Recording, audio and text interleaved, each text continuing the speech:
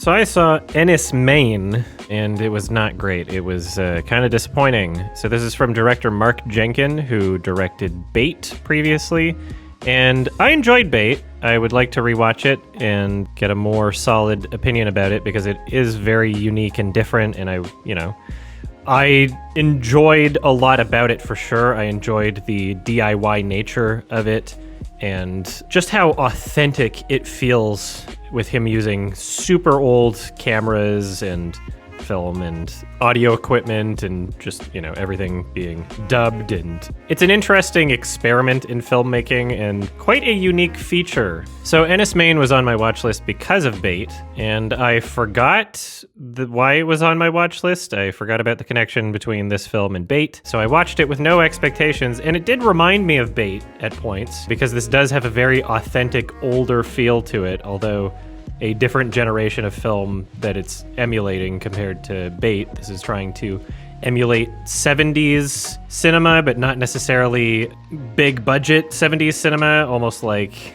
a low budget indie 70s film. And whereas Bait is something that I watched and, didn't quite fully understand, but enjoyed enough to want to revisit it and give it a positive rating and be like, I'll see how I feel the next time I watch it. Maybe it'll go up, maybe it'll go down. Enys Men is something that after watching, I can definitively say I did not enjoy, and I am not willing to watch a second time. This film is very disrespectful for the audience's time.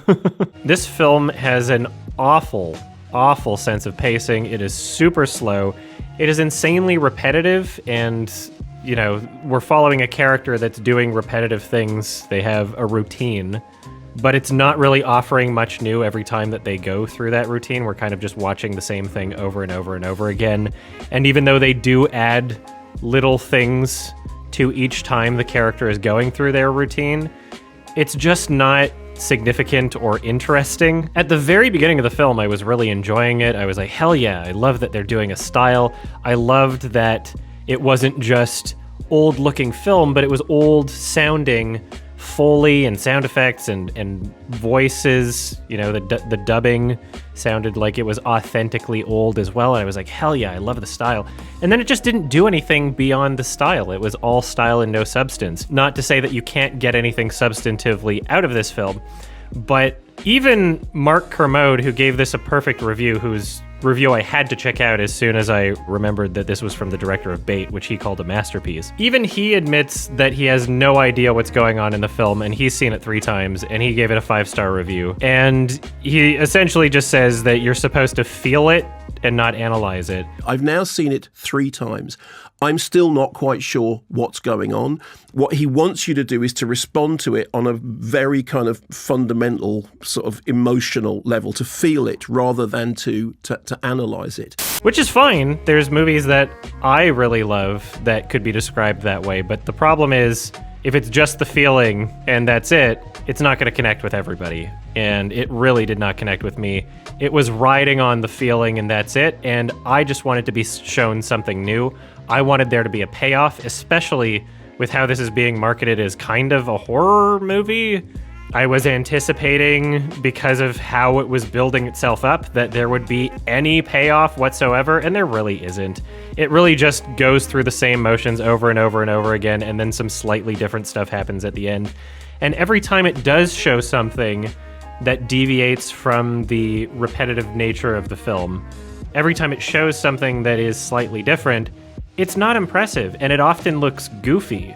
There's, some shots of, I guess, nuns just kind of swaying back and forth behind the character, and it just pops in randomly in the film. It doesn't really have any consequence for the character narratively. It's just one of those, like, ooh, this is weird that it's happening right now sort of things, and then maybe if you come up with an interpretation as to why they're there, then you can get more out of it. But I mean, even Mark Kermode, who's seen the film 3 times, doesn't really have much of an understanding of what's going on. Every actor in this film just looks so goofy, and it feels as though they weren't given proper direction. There's a scene where a character, without saying anything, turns around and walks back into the house. And the way that they do it is just so unnatural and weird, and not in a way where it's like, oh wow, that that's creepy. It's like, oh wow, they were just given bad direction. Like, that's silly, that's goofy. It doesn't feel real. There's no good performances in the film. The best performance is from the lead actor, and even she is not great.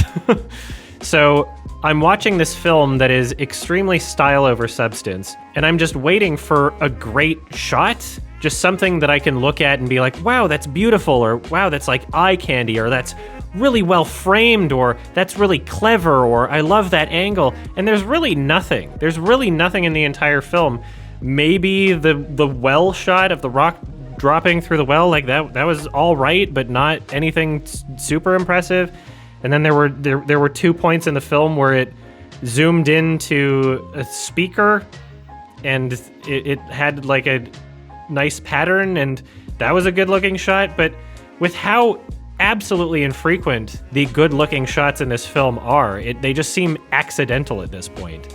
A film like Bait can get away with not having great shots in it because of its style and because of how much older it's supposed to be, or how much older it's supposed to feel. And I don't have Bait that clear enough in my memory to be able to say whether or not there were great shots in the film. But a film like Enys Men that's trying to emulate this 70s style, I just don't see any excuse why all of the shots have to be awkwardly framed and just really not interesting and just almost just incidental. Just the overall framing and cinematography in this film just feels so incredibly unmotivated, and it's something that I really just don't enjoy watching in a film. Just because they shoot it with old cameras and film and it has an old look and an old sound and it all feels really authentic, doesn't make it any less irritating when the framing and overall cinematography just feels so incredibly unmotivated. Just where shots are placed and what we see in the frame and how we see it. The only real notable thing about the look and feel of this film is just its authentic feeling 70s low budget style. And that's it. And then there's 0 good performances and 0 good shots almost. And it's very repetitive and there's no payoff. And it's very frustrating and just not for me. So if you love this film, please tell me what you got out of it other than just you feel it and it felt good, because I'm just confused as to why I'm supposed to think that this is anything other than bad. It was very difficult to take seriously, and every time they tried to do something scary, it just wound up feeling incredibly goofy and not properly realized and just incompetent in general. Very disappointing film. Did not like it. And I'm giving Enys Men a 3 out of 10. I also saw a movie in theaters called Inside. I saw this directly after Enys Men, which might have made this film seem even better than if I had watched it without having seen Enys Men beforehand, but I guess we'll leave that for you to decide. This is also known as the Willem Dafoe Get Me Out of Here movie. He didn't do anything. Get him out. It's a very basic premise and a little bit flawed of a premise, honestly. Willem Dafoe plays an art thief and he breaks into a home, and then the security system on the home doesn't let him out, but other things malfunction, and it's not really clear why they're malfunctioning. The temperature control makes things way too hot, then it malfunctions and it makes things way too cold. So there's different different moments of conflict at play that are making things difficult for him as he's trying to get out of there. What's weird about it is it seems like it takes several days for the heat to get really bothersome, or for the cold to get really bothersome. Like, for a rich person's apartment, like I get that it's a lot of space that you have to heat up and cool down, but it seems like it takes forever to really affect the temperature. Maybe that's how things are. I don't know. I don't have a place that is that large. But it seems like someone who could afford that place could probably afford like a really beefy heating system, right? Like it would probably account for that, right? So I don't know why that was a thing. So I will say right off the bat, this is a movie that you kind of just have to accept the premise, and it's flawed. It didn't really bother me. I mean, the specifics about it bother me, but it didn't really bother me in terms of the big picture of the film, which is just you get to watch Willem Dafoe, who is a really great actor, act throughout a movie, and you get to watch him slowly lose his mind, and I think he does a great job portraying that. You get to watch him struggle. You get to watch him figure things out. I always like a good escape room style film. Not the style of the film Escape Room, but an escape room type of movie. It's interesting to watch a character use their survival instincts or intellect to try and figure out how to get out of a situation. And that's essentially the whole movie. It's an hour and 45 minutes long, and he's just trying to figure out how to get out of there, figure out how to not starve to death or not dehydrate because for some reason the water isn't working in the apartment. There's not really a good explanation for why a lot of the conflict in the movie happens. It's just there purely as a vehicle to deliver his performance and some really, really nice looking shots. This is a very well shot movie. I love the lighting in this film. I love the set design. It's a really professional looking film, and it was very refreshing especially after watching Enys Men that just had basically no good looking shots in the entire movie. The music in this film was also really great. It was perfectly appropriate when it was used, and it was not overly manipulative. The technical aspects of this film, the filmmaking qualities, I really loved. Again, great sets and production design. There's a really good sense of atmosphere. There's great sound design. There were some sequences that I wasn't really a fan of. They felt kind of unnecessary and not consistent with the rest of the film, but they weren't around for too long. They were doing some kind of cheesy scenes where it's obviously not real, but we're going to do this anyway, sort of thing. That was just kind of annoying, but it didn't happen for too long in the film. And there was one shot near the end of the film where the perspective of what they're showing just didn't make any sense. It's like, okay, well, you already communicated the distance between these two things earlier, and then you just kind of, you just had a shot at the end where it didn't make any sense what you just showed. Like, okay, now that's further away. Like, I don't understand why that shot was there. Seems like something they could have fixed because that shot seemed like there were digital elements to it where that could have been fixed in post if maybe they had a bit more time or money to fix it. I'm not sure what the issue was there, but that was just weird. I don't know why they did that. Otherwise, I think that the filmmaking and the overall artistry and the overall experience of this film, I really enjoyed myself. I was very entertained. I guess it's not entertaining to everybody because this film has a lot of mixed reviews. A lot of people did not seem to be that entertained by it, but I had a blast with it, and I love Willem Dafoe. I would love to see him in more solo film roles. I would love to see him do more films where he's just able to carry the whole movie with his performance. And although he was able to carry this whole movie with his performance, there were still other elements that I really loved about this film. Again, great filmmaking, great performance. Overall, low 7 out of 10, maybe just solid 7 out of 10. I'm not sure. Yeah, I enjoyed it. 7 out of 10. Maybe low. I don't know. Doesn't matter. I'll watch it a second time at some point. I enjoyed it. Very, very solid film, and very unfortunate that nobody watched it. I feel guilty for talking about this film, recording a review that's not even going to be out for a while because there's other reviews my editors are working on. But also, as I'm recording this, it's out of theaters pretty much everywhere. I had to wait a few weeks to watch it. I tried watching it once and they canceled the screening because I guess it just wasn't selling well, and so I had to find another day to watch it. And yeah, it was weird. It was weird how nobody watched this movie, and I feel like it got some decent marketing. Like it's not a movie that nobody knew about, but just for some reason nobody wanted to watch it, and the people that didn't seem to love it that much. My review seems to be particularly positive on it, I guess. So weird. I liked it a lot. I dig it. Check it out. I guess on digital or something. Sorry, I didn't get this one out in time. Sorry. Another film I saw was The House on Netflix. And this was a 3-part anthology, stop-motion animated kind of horror film, but I'm not sure. There were elements of comedy. The first segment seemed to have the most horror elements in them. I'm not really sure what this was trying to be overall. It was very weird. It was very bizarre, but I think my biggest issue with it is that it was just really slow, especially the first segment. The first segment took forever to figure out what it was doing or to even become slightly interesting, and by the time you start to get interested, it's just kind of over, and they're like, oh, well, that was it. Yeah, it's a very unsatisfying narrative from my perspective. It was so unsatisfying that I was debating not watching the rest of them, but the hooks of the other two were interesting enough that I was like, okay, I guess I'll see these ones through. These weird rat characters and then weird cat characters, you know. I don't know why the first segment even had human characters. They're boring as fuck. But seriously, the narrative was just so not gripping.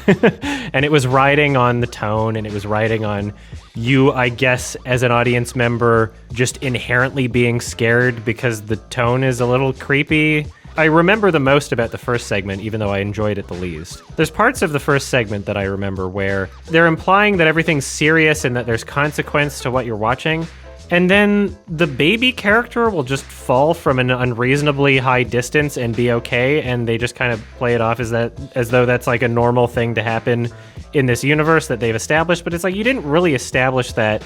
And if you maybe had a different tone, then that would have been less janky and weird and conflicting and clashing. But because you're enforcing this weird, serious tone of just supposedly you're supposed to be scared by what's happening, and supposedly you're supposed to be like really interested in what they're going to reveal, but I guess not really reveal. You're doing that throughout the entire movie, and then there's a couple points where the baby is just fine after like falling, and it's just I don't know if it's supposed to be funny. I don't understand what they were going for there. Yeah, very conflicting tones in the first one. Whereas the second and third segment, I feel, had a more obvious attempt at comedy, so there wasn't as much from those segments that bothered me. Both of those also just feels like they didn't properly realize whatever they were trying to do. Every single one of these segments in this film, you know, I'm watching it being like, wow, this looks really well made. The animation looks really impressive overall, but they just don't really know how to tell a satisfying story. They know how to set up a couple things that might get you kind of interested or kind of invested, but there's just no proper payoff to any of these things. Yeah, I'm not sure what they were trying to do with this movie. I wish that they had the same production, but just a better story where it felt like people with things to say. Every one of these stories just felt like people writing a story as an assignment and not because they wanted to express something. It was just like, oh, you're assigned to write a story for this anthology horror movie. What are you going to write? And then they come up with something, and it's like, okay, well, I didn't feel like watching any of these that I was watching something that the people who made it felt was important, and that's just kind of upsetting. So overall, given The House a 5 out of 10. And need more liquid.